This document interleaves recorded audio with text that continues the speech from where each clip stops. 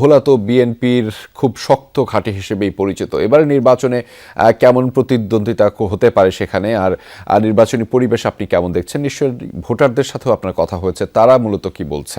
সংসদীয় আসনে কিন্তু বিএনপি জোটের কিন্তু হেভি চাকরি কিন্তু রয়েছে।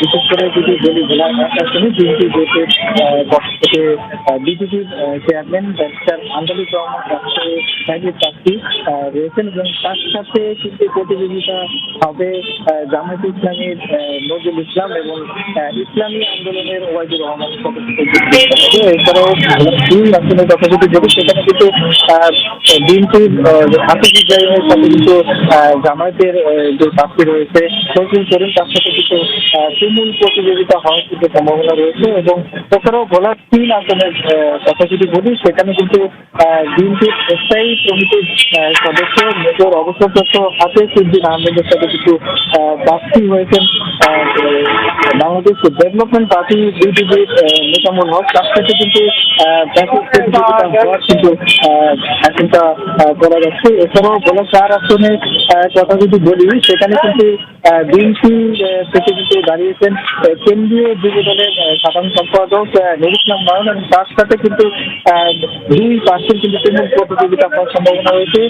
জামায়াত ইসলামী এবং ইসলামী আন্দোলনের কিন্তু প্রার্থী, তার সাথে প্রতিযোগিতা হওয়ার কিন্তু সম্ভাবনা রয়েছে। এবং এই ভোলার যে 4টি সংসদীয় আসন রয়েছে সেখানে কিন্তু 526টি কেন্দ্র রয়েছে, এবং যদি ভোটারের কথা বলি 16,92,000-এর অধিক কিন্তু ভোটার রয়েছে। এবং যেই বিচ্ছিন্ন কয়েকটি ঘটনা কিন্তু ঘটছে, বিশেষ করে ভোলা 2 আসনের কথা যদি বলি সেখানে কিন্তু প্রতিদিনই জামাত এবং বিএনপির নেতা কর্মীদের সাথে কিন্তু হাতাহাতি মারামারির মতো ঘটনা কিন্তু ঘটছে। এবং যদিও এখন পর্যন্ত কিন্তু আমরা সেখানকার কোনো ধরনের খবর কিন্তু পাইনি।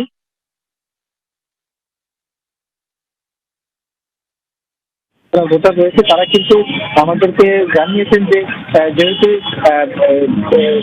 12ই ফেব্রুয়ারি নির্বাচন অনুষ্ঠিত হবে, সেই নির্বাচনে তারা যাতে সুন্দর পরিবেশে একটি ভোট দিতে পারে সেরকম নিয়ে কিন্তু তারা কিছুটা কিন্তু প্রশ্ন থাকলেও কিন্তু জেলার যে রিটার্নিং কর্মকর্তা তিনি কিন্তু আমাদেরকে জানিয়েছেন যে তারা জুয়েল সাহেব বিকাশ আপনার মাধ্যমে শুনছিলাম সেখানকার সবশেষ তথ্যগুলো এবং ভোটের পরিস্থিতি কেমন দেখছিলেন আপনি। ধন্যবাদ আমাদের সাথে যুক্ত হওয়ার জন্য।